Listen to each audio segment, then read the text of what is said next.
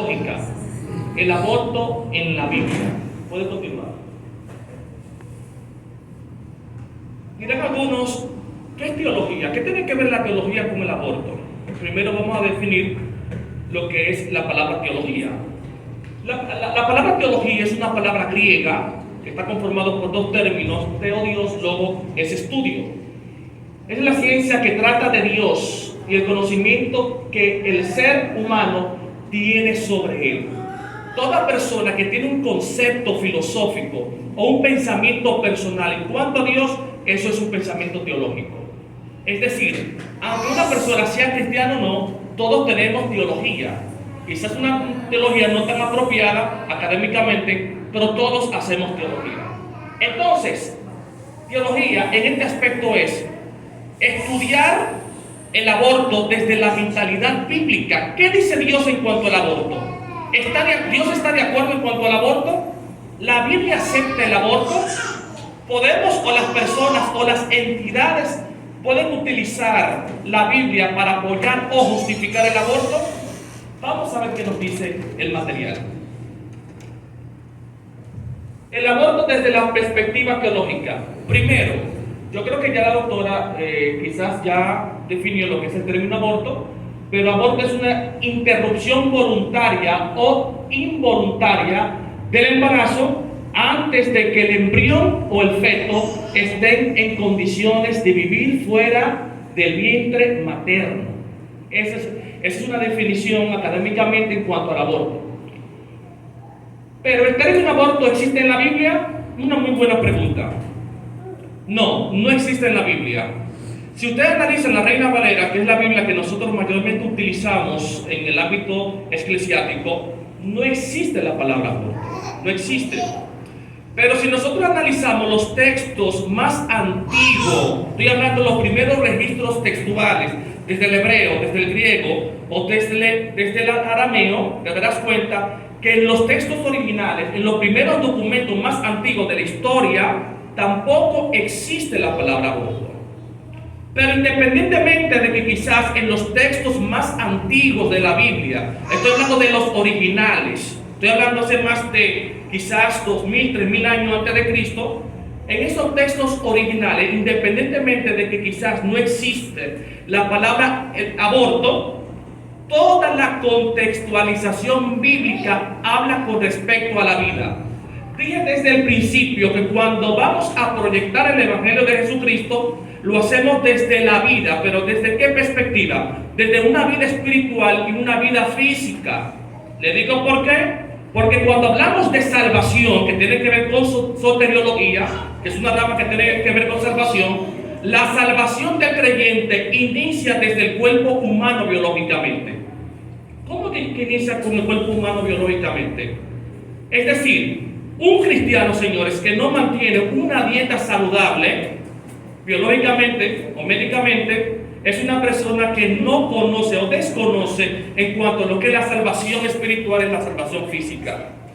¿Qué quiero decir? Que aquellos que plantean la idea de desarrollar lo que es el aborto biológicamente, es una persona que lamentablemente no es apto o no se merece la salvación en ese sentido. ¿Por qué? Porque la salvación inicia desde el punto de vista biológico. Entonces el mismo Jesucristo proyectaba y defendía la vida 100%, incluyendo a la niñez. Ustedes lo pueden ver en la Biblia. Dejen que los niños se acerquen a mí porque de ellos es el reino de los cielos. O sea que Jesucristo fue el primer hombre bíblicamente que aportó en cuanto a la vida de la niñez. ¿Puede continuar?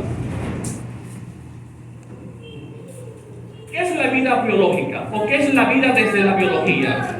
La vida es la capacidad de nacer, crecer, reproducirse y morir.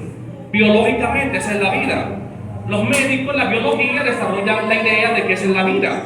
Por ejemplo, cuando nosotros analizamos los 4 reinos de la tierra, el reino animal, reino vegetal, reino acuático y el reino humano, los 4 reinos de la tierra proyectan lo que es la vida. ¿Por qué? Porque, en primer lugar, ellos nacen, crecen, se reproducen y mueren. Ahora bien, ¿qué es la vida desde la perspectiva teológica? La vida se define como el depósito del aliento del Espíritu de Dios en la vida humana. Si nosotros analizamos en el libro del Génesis, capítulo 2, verso 7, te darás cuenta que dice: entonces el Señor Dios formó al hombre del polvo de la tierra y sopló en su nariz aliento de vida, y fue el hombre un ser viviente. El Eterno en el Génesis, en el principio, desde el punto de vista antropomórfico, Él crea un estuche de barro, que es la humanidad. ¿Y desde qué momento el Eterno implementa la vida? Desde el momento cuando el Eterno asopla aliento de vida. Hay personas que creen que el aliento de vida fue un simple soplo. Teológicamente, esto fue parte de su esencia vital como Dios, que Él depositó en ese estuche, y en ese momento se formalizó lo que es la vida humana en el principio. Ahora bien, ¿cuándo se crea la vida humana? En el momento de la fecundación. ¿Por qué hago esta pregunta? Porque diferentes entidades, diría yo diabólicas, para mí son diabólicos, que no creen en la vida, ellos dicen que la vida inicia cuando el feto nace. La Biblia dice lo contrario. La Biblia dice que en el momento cuando el óvulo es fecundado a través del espermatozoide del hombre, ahí nace la vida. Entonces, esas entidades piensan y creen que asesinar a un feto antes de concebir o antes de nacer biológica o físicamente en la tierra, no hubo vida. Y por eso muchos justifican justifican la muerte, porque ellos dicen que la vida inicia después que el niño nace. Y les voy a explicar algo teológicamente. Cuando en un acto sexual hay una fecundación sexual, el espermatozoide llega al óvulo, automáticamente es fecundado. En ese momento, escúchame bien que es importante, esto es algo teológico. En ese momento, cuando el óvulo es fecundado por el espermatozoide, nace la vida. ¿En qué sentido o de qué manera nace la vida desde el punto de vista teológico? Cuando el espermatozoide, esos millones de espermatozoides, entran al óvulo teológicamente, ¿qué pasa? El Eterno deposita lo mismo que depositó en Adán. ¿Y qué deposita? El aliento de vida, su espíritu, su esencia. Es decir, cuando el esperma entra al óvulo de la mujer y el espermatozoide queda en el óvulo, automáticamente el Eterno, Adonai Elohim Hashem, que es Dios, establece una esencia de Él. Y ahí en ese momento, ese espermatozoide queda con vida, porque el Eterno implementa, deposita su esencia vital, y ahí nace la vida. Pero ¿cómo podemos verlo? Bueno, aquí mismo lo dice en Génesis 2:7. Lo voy a repetir, dice: entonces el Señor Dios formó al hombre del polvo de la tierra y sopló en su nariz el aliento de vida, y fue al hombre un ser viviente. Entonces, antropomórficamente, el Eterno crea un estuche de barro, pero es inerte, no tiene cualidades de vida. ¿Cuándo comienza a tener vida? En el momento que el Eterno deposita su esencia. Recuerden que ese aliento de vida salió del Eterno.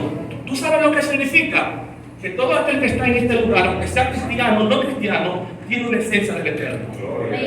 Todo aquel que está en este lugar, en estos momentos, tiene partículas del Padre. Por eso es que en el peor momento de tu vida, tú vas a hacer algo, por ahí es lo que te dice en tu interior: brother, no haga eso, que tú estás mal.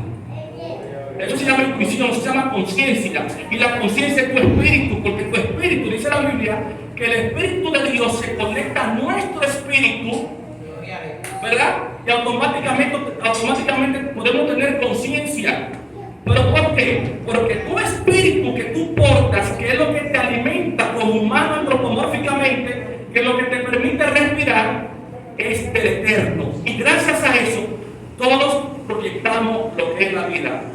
Entonces, ¿qué quiero decir con esto? Cuando el niño es fecundado, aunque sea un feto, es un feto con vida. Es un feto con vida desde el punto de vista biológico, desde el punto de vista médico y desde el punto de vista teológico. ¿Por qué? Porque ese feto proyecta lo que es la vida a través del Espíritu. Y ese Espíritu viene del Padre.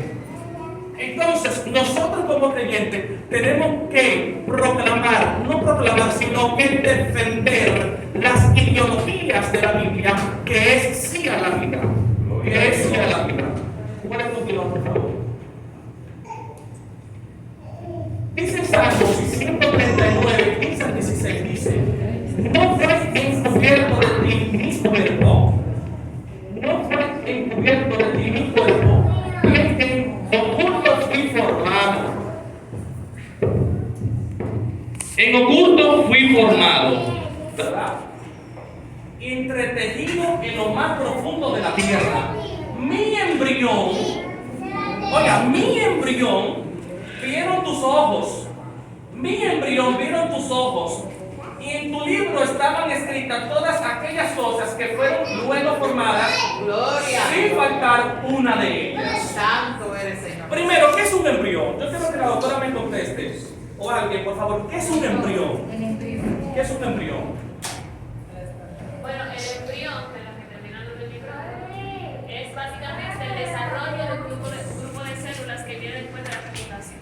Esas células tienen su, como mencioné ahorita, luego primero comienza como mórula, luego existe lo que es una diferenciación, está el citoplasma, que es a partir de donde sale la placenta, y luego se forma el embrión. El embrión es cuando hay una diferenciación celular, se forma. Esas células se dividen y cada una coge una función y forma la parte musculoesquelética, el encéfalo, el corazón y los demás órganos. Es decir, que cuando se formaliza lo que es un embrión de manera biológica, todavía no tiene capacidad anatómica, o sea, no tiene brazos, ¿verdad? Quizás no tiene corazón, no tiene cerebro. Bueno, se puede corregir de lo contrario. Eso viene con la semana. Exacto. ¿Qué quiero decir con esto, gracias distinguida? ¿Qué yo quiero decir con esto? Que antes de tener cualidades biológicas anatómicamente como brazo, piernas, ojos y corazón, cuando era un feto, quizás una bola de sangre, puede ser, en ese momento dijo David: mi embrión vieron tus ojos, o sea, tú me calificaste para obtener la vida. ¿Qué yo quiero decir con esto? Lo que yo quiero decir es que David está proclamando a través del espíritu de Ruach que la vida se implementa después de la fecundación, no cuando nace el feto, no cuando nace el bebé, porque eso es lo que dicen aquellos los antagonistas, los escépticos. Ellos dicen, nuevamente reitero, que la vida nace, se concretiza o se desarrolla después que el bebé nace biológicamente, y es al revés.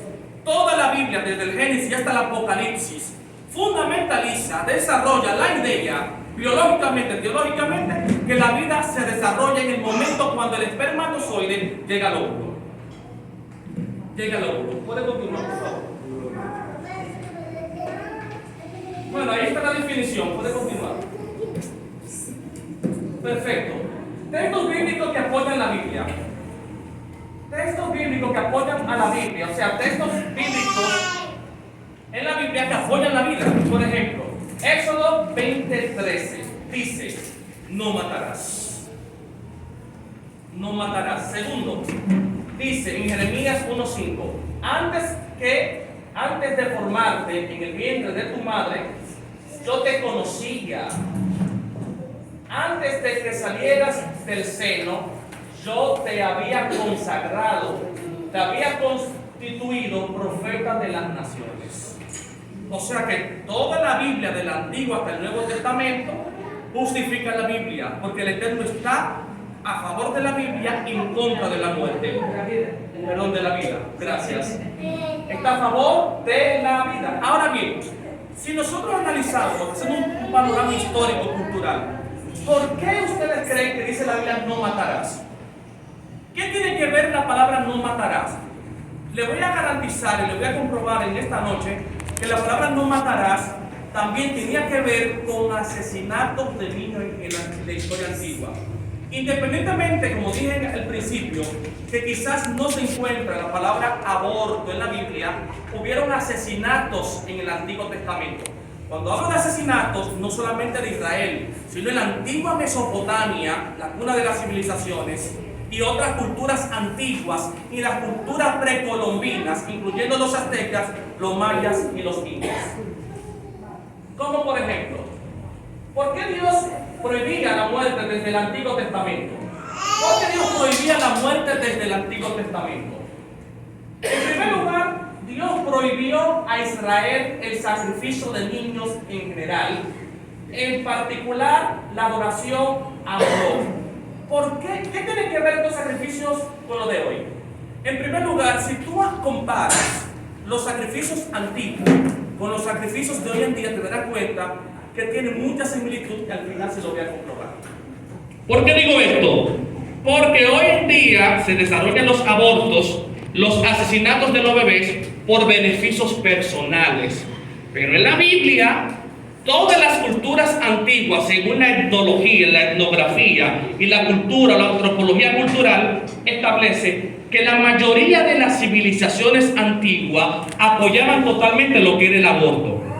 Óigame bien, dice en Levíticos 22:5, se dice, dirás asimismo a los hijos de Israel, cualquier varón a los hijos de Israel o de los extranjeros que moran en Israel, que ofreciera alguno de sus hijos a Moloch, de seguro morirá. El pueblo de la tierra lo apedreará.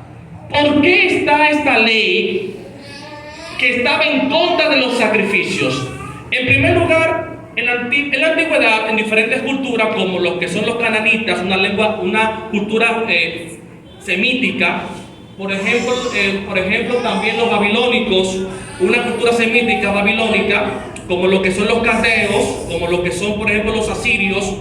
Ellos justificaban, buscaban la benevolencia de los dioses, la prosperidad, el poder absoluto, la garantía legal de los dioses a través de los sacrificios. ¿Por qué? ¿O de qué manera ellos utilizaban estos tipos de asesinatos en la antigüedad? Por ejemplo, había una persona que lo sacrificaba, le extirpaba, le sacaba el corazón a sangre fría, y con unos tambores, mientras el niño lloraba de dolor por extirparle el corazón a sangre fría, los tambores más sonaban. Es decir, mientras el niño más lloraba del dolor, los tambores sonaban y las personas tenían jubileo.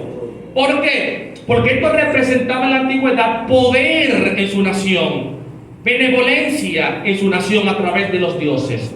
Tanto así, señores, que había, me excusa la expresión, habían personas en la antigüedad que cuando sacrificaban a un bebé y el bebé lloraba del dolor, y cuando extraían el corazón del bebé, las personas se excitaban en el momento.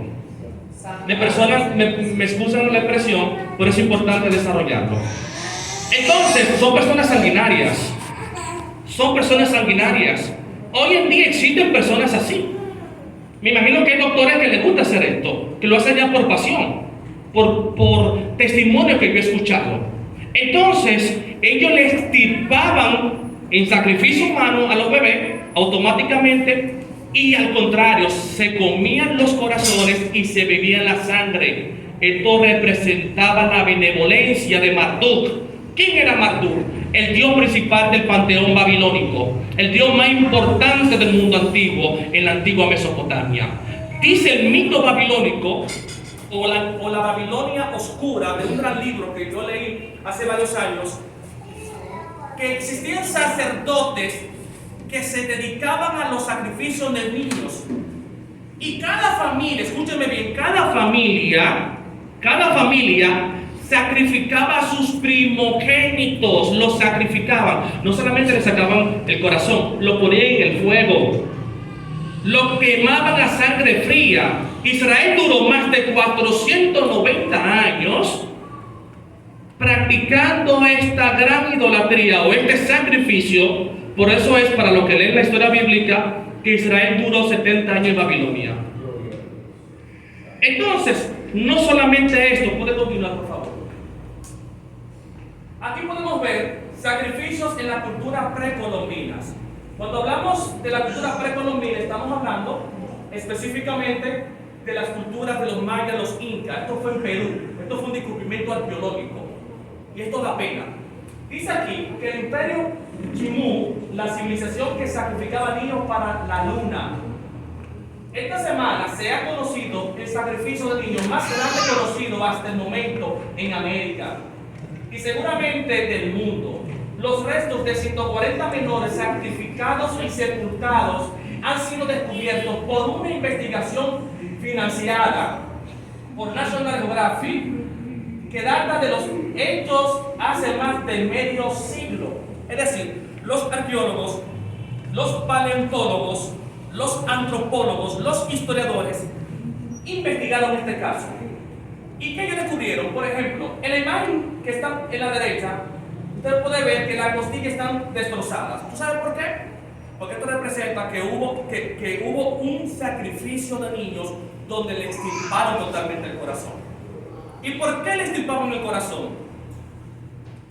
Por los dioses. Entonces, si nosotros aplicamos esto a nuestra vida contemporánea, te darás cuenta que hoy en día quizás no se sacrifican a los dioses antiguos, pero se sacrifican a los dioses de la economía, a los dioses de la discriminación y otro tipo de dioses contemporáneos alegóricamente hoy en día.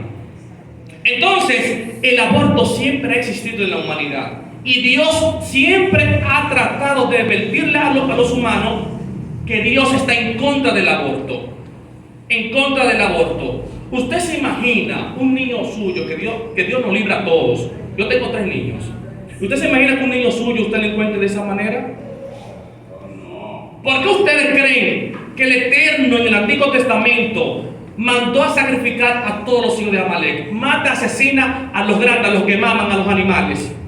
Analicen la historia. Los antagonistas, los filósofos, los historiadores.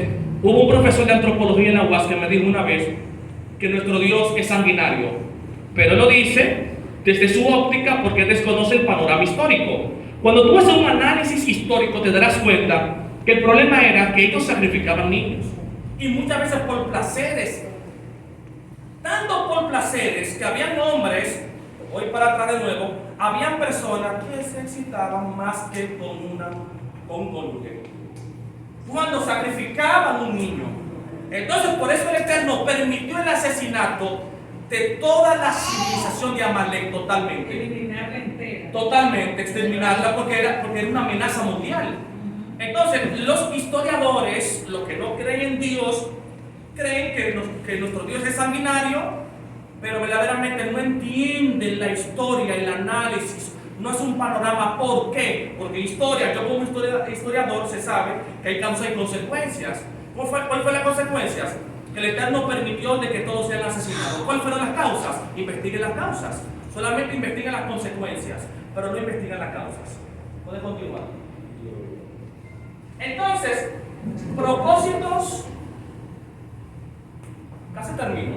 Propósitos del aborto en la antigüedad y de nuestra era. Vamos a hacer una comparación. Por ejemplo, en el mundo antiguo justificaban el aborto por benevolencia a los dioses. Número 2, por prosperidad nacional y familiar. 3, por mantener la tradición familiar, porque era una tradición. 4, por tener buenas cosechas, buena agricultura, buenos alimentos. En el mundo moderno, ahí puse algunos porque hay varios. Número 1, la salud física y mental de las mujeres. Muchos justifican el aborto porque después de una violación hay traumas psicológicos, psiquiátricos, pero ellos dicen que por la salud física y mental de la mujer. Número 2, por discriminación. Por discriminación. Si una niña de 15 años, es lamentable, señor, es lamentable. Si una niña de 15 años fue violada, una niña no violada, sino que está embarazada, lo más apropiado no es el aborto, es la educación sexual. ¿Cómo es la educación sexual? Cuando tienen 15 años, el deber es decirle las consecuencias de la sexualidad. ¿Por qué? Porque en la calle los amigos enseñan de una manera muy diferente a como verdaderamente se debe de enseñar. Entonces, ¿cuál es la responsabilidad de mamá y papá? Cristianos y no cristianos. Decirle a la niña de 15 años las consecuencias de la sexualidad y que hay un tiempo apropiado y determinado para esa área. Pero el problema es que hay padres que tienen miedo, hay padres que todavía son tímidos para hablarles sobre estos temas. Eso es un punto que hay que analizarlo. Número 3, posibilidades económicas y sociales. Desarrollan el aborto por tener una mejor economía, y están mejores socialmente, porque ellos entienden, la juventud, la adolescencia entiende que si tiene niños a temprana edad va a tener una mala economía. Por supuesto que sí. Por eso es que hay que concientizar, hay que orientar a la adolescencia, a la juventud. Estamos hablando que República Dominicana es uno de los países con mayor índice de ¿qué? De embarazos infantiles y de adolescentes. Hay niños con 12 y 13 años con una barriga.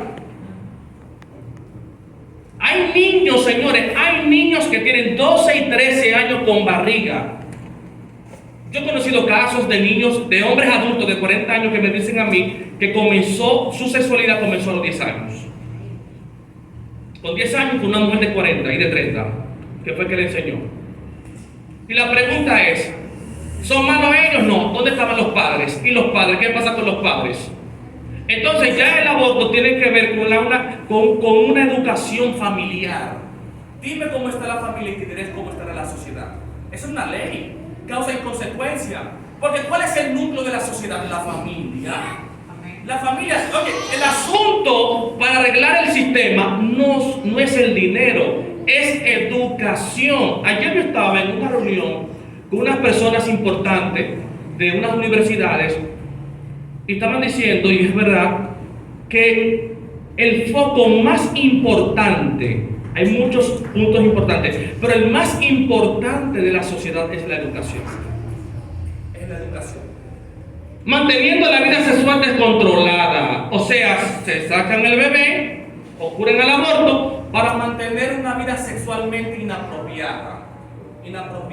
Yo he conocido a adolescentes que se hacen esta práctica, pero ¿para qué? Para poder continuar con sus malas prácticas. Entonces, estas trabajadoras sexuales de la calle, tú le preguntas, ¿cuántas barrigas te han sacado? ¿Qué te van a decir? Varias, ¿pero por qué? Para continuar en su trabajo. Entonces, ¿cuál es la función de la iglesia? ¿Cuál es la idea? ¿Cuál es la función o el deber de la iglesia dentro de la sociedad a nivel moral, a nivel teológico? Es concientizar, fomentar, educar, como este panel que está aquí, a las adolescentes, a los jóvenes en cuanto a la sexualidad, en cuanto al aborto. Porque te voy a decir algo, hablamos que el aborto es pecado, perfecto, 100%, pero también tenemos que concientizar, ¿verdad?, métodos para no acudir al aborto, que es importante. ¿Puede continuar, por favor? Ok, entonces, ¿qué quiero decir con todos estos puntos? El punto es que bíblicamente el aborto es inapropiado. La Biblia justifica la vida totalmente. Dios justifica la vida y la iglesia debe de justificar la vida como sea posible. ¿Por qué como sea posible? Porque lo que está pasando desde el punto de vista escatológico, lo que está pasando hoy en día, ¿tú sabes lo que significa? Que en el gobierno del anticristo el aborto será 100% permitido. Lo que es el aborto, lo que es la homosexualidad, hay un sinnúmero de cosas, por ejemplo, no binario. No binario es cuando una persona ni se siente ser hombre ni mujer. Hay un desorden. Por supuesto. Entonces, hay un desorden totalmente. Entonces, hay jóvenes que no se sienten ni ser hombre ni mujer. Entonces, ¿qué está haciendo la iglesia en cuanto a esa parte? ¿Cuál es la función de la iglesia? ¿Cuál es la función que debe de tener la iglesia? O sea, cuando hablo de la iglesia, yo me incluyo, todos nosotros. Es concientizar, fomentar una educación moral, psicológica y sexual a través de la palabra. No, ministro, que la sexualidad es pecado. Depende como tú le enseñes, porque en la Biblia hay sexualidad. Depende como tú le enseñes. ¿Por qué? Porque tú advertirle a un adolescente de 13 años, 15 años, si tú haces esto, va a quedar embarazada, y si queda embarazada, estas son las consecuencias. Punto. Puede ser, hay una gran probabilidad de que ese adolescente no caiga en esos vicios. ¿Cuál es el punto? Número 1, concientizar y fomentar una educación a los padres, es lo primero. 2, concientizar y fomentar una educación a los adolescentes. 3, para eso se necesita una preparación psicológica, educativa y sexual para los líderes de la iglesia. Para mí ha sido un placer y un honor. Si tienen alguna pregunta. Sí, maestro. Ya que vemos teóricamente que el aborto es contra Dios, ¿cómo puede una familia planificarse bíblicamente para evitar, por ejemplo, yo no quiero tener hijos ahora, me casé, no quiero tener hijos ahora? ¿Qué plan bíblico podemos aplicar en un caso así? Ok. La planificación. Sí, perfecto, la planificación. Bueno, verdaderamente a nivel eclesiástico existen muchas denominaciones, muchas iglesias.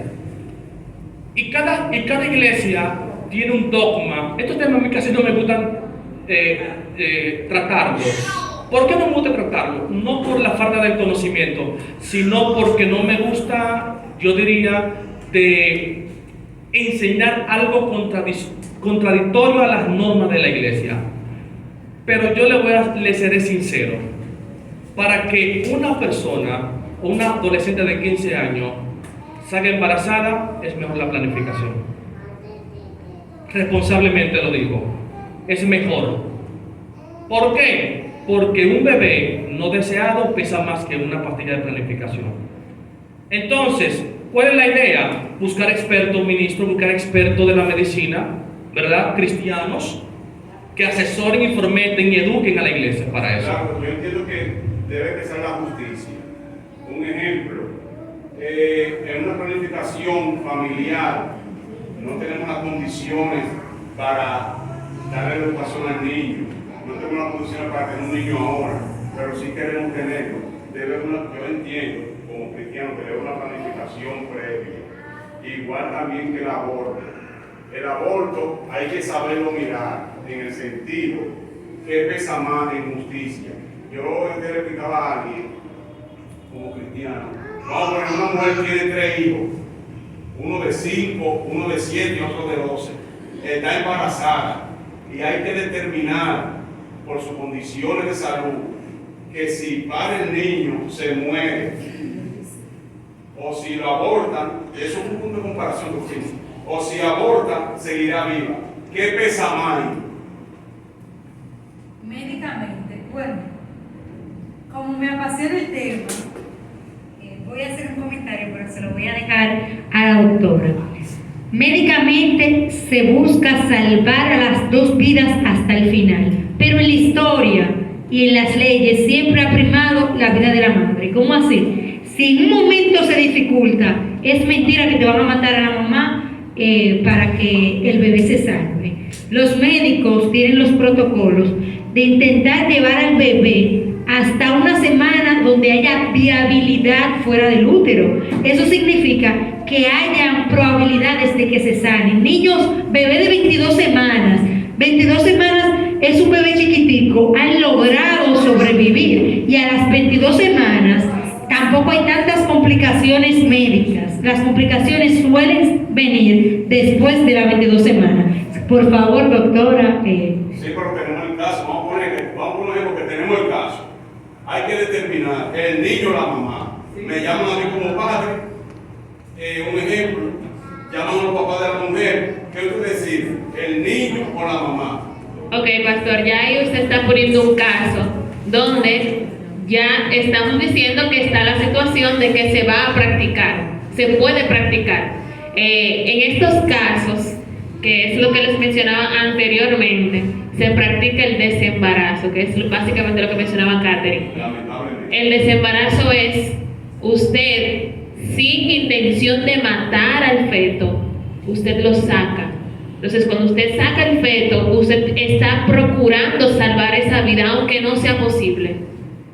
O sea, cuando usted hace el proceso de inducir ese parto o inducir a través de una cesárea, usted lo está intentando salvar. Que no se salve porque está muy pequeño o porque sus condiciones orgánicas todavía no son suficientes, es una cosa. Pero no es lo